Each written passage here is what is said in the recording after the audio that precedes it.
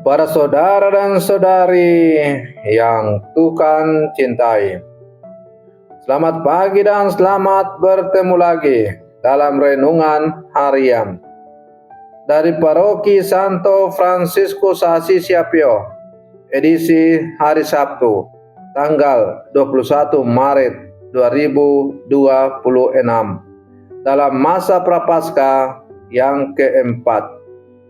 Mengawali hari yang baru ini, kita hendak mendengar dan merenungkan sabda Tuhan. Marilah sebelum kita mendengar dan merenungkan sabda Tuhan, kita berdoa. Dalam nama Bapa dan Putra dan Roh Kudus. Amin. Allah Bapa sumber pengharapan, barang siapa berharap padamu tak akan dipermalukan.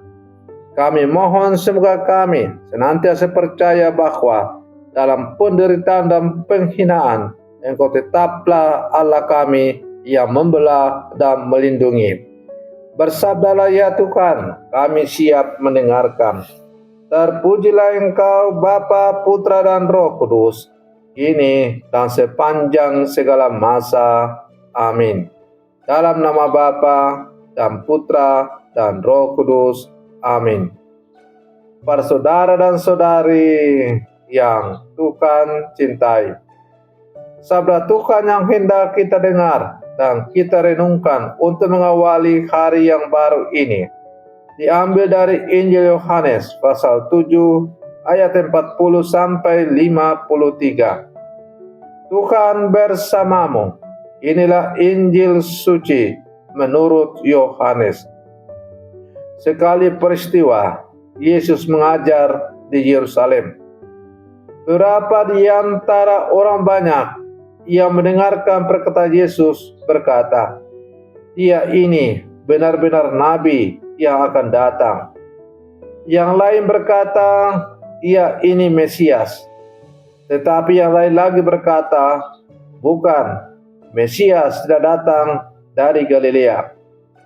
Karena kitab suci mengatakan bahwa Mesias berasal dari keturunan Daud dan dari kampung Bethlehem, tempat Daud dulu tinggal. Maka timbullah pertentangan di antara orang banyak karena Yesus. Beberapa orang di antara mereka menangkap dia, tetapi tidak ada seorang pun yang berani menyentuhnya.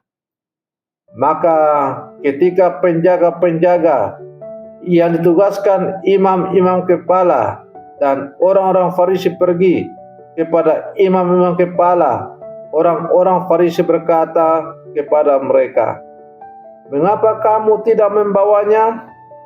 Jawab penjaga-penjaga itu, "Belum pernah seorang manusia berkata seperti orang itu." Jawab orang Farisi itu kepada mereka, "Adakah kamu juga disesatkan? Adakah orang di antara pemimpin-pemimpin yang percaya kepadanya, atau seorang di antara orang-orang Farisi?" Orang banyak itu tidak mengenal hukum Taurat. Terkutuklah mereka. Nikodemus, seorang dari mereka yang dahulu telah datang kepada Yesus, berkata kepada mereka, "Apakah hukum Taurat kita menghukum seseorang sebelum ia didengar dan sebelum orang mengetahui apa yang telah diperbuatnya?" Jawab mereka, "Apakah engkau juga orang Galilea? Selidikilah kitab suci, dan engkau akan tahu bahwa tidak ada nabi yang datang dari Galilea." Lalu mereka pulang masing-masing ke rumahnya. Demikianlah sabda Tuhan. Para saudara dan saudari yang Tuhan cintai, masa Prapaskah adalah masa yang diberikan oleh gereja untuk kita merenungkan sungguh-sungguh perjalanan hidup kita sebagai orang-orang Katolik. Dalam perjalanan masa Prapaskah, kita diajak untuk semakin jujur melihat hati dan diri kita masing-masing. Apakah kita sungguh mengenal Yesus, ataukah kita hanya mengenalnya dari kata orang? sabda Tuhan yang baru saja kita dengar bersama pada pagi hari ini memperlihatkan suasana yang penuh perdebatan. Orang banyak terpecah karena Yesus. Ada yang berkata, ia ini sungguh nabi. Ada yang berkata, ia ini Mesias. Tetapi ada pula yang menolak dan meragukannya. Bahkan para pemimpin agama mulai merencanakan penangkapannya. Yesus tidak pernah netral. Kehadirannya selalu menuntut sikap yang memanggil hati manusia untuk memilih, percaya atau menolak. Ketika Yesus berbicara, orang-orang menjadi bingung dan terpecah. Kenapa? Karena sabdanya menyentuh hati yang terdalam. Ia tidak sekedar memberi pengajaran, tetapi menghadirkan kebenaran yang mengubah hidup manusia. Seringkali kita pun mengalami hal yang sama. Sabda Tuhan mengguncang zona nyaman kita. Ketika Yesus berkata tentang pengampunan, kita yang masih menyimpan dendam merasa terusik.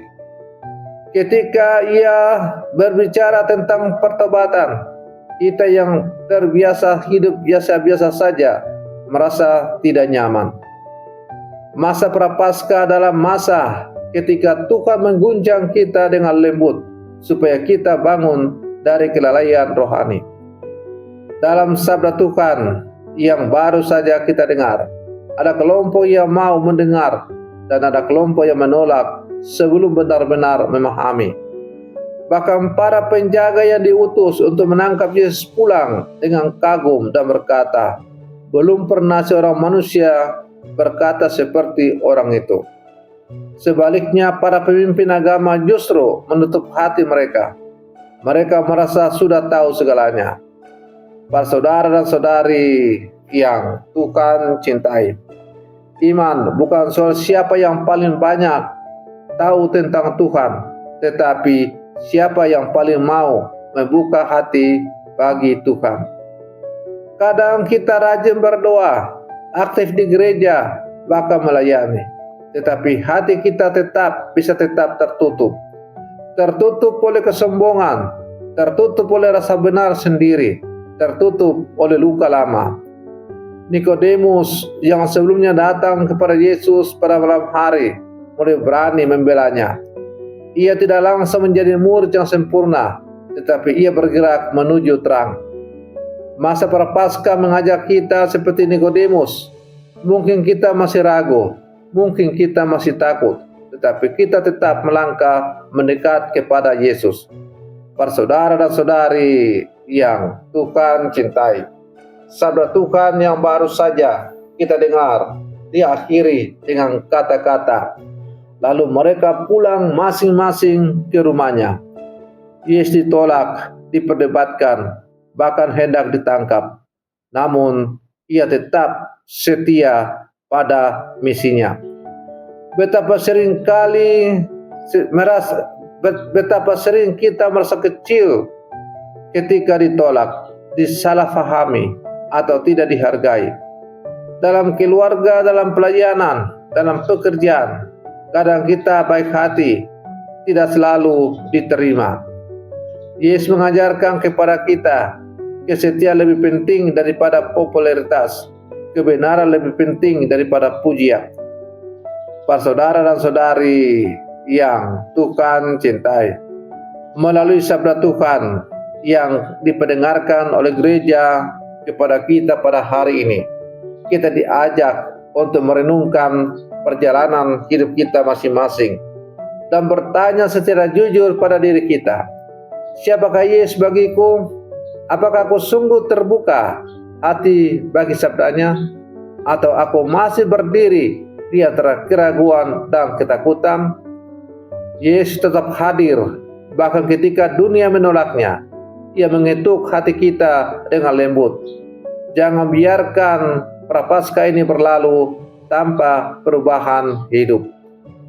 Para saudara dan saudari yang Tuhan cintai, semoga perenungan saya di pagi hari ini semoga menghantar kita untuk menjadi pentobat-pentobat yang sejati dan pada akhirnya kita semakin layak disebut sebagai murid-murid Yesus yang sejati. Mari kita akhiri renungan pagi kita dengan berdoa. Dalam nama Bapa dan Putra dan Roh Kudus. Amin. Tuhan Yesus Kristus, Engkau adalah sabda yang hidup, yang datang membawa terang di tengah kegelapan dunia. Seringkali hati kami terpecah, seringkali kami ragu dan takut untuk berdiri di pihak-Mu. Ampunilah kami bila kami lebih memiliki kenyamanan daripada kebenaran-Mu.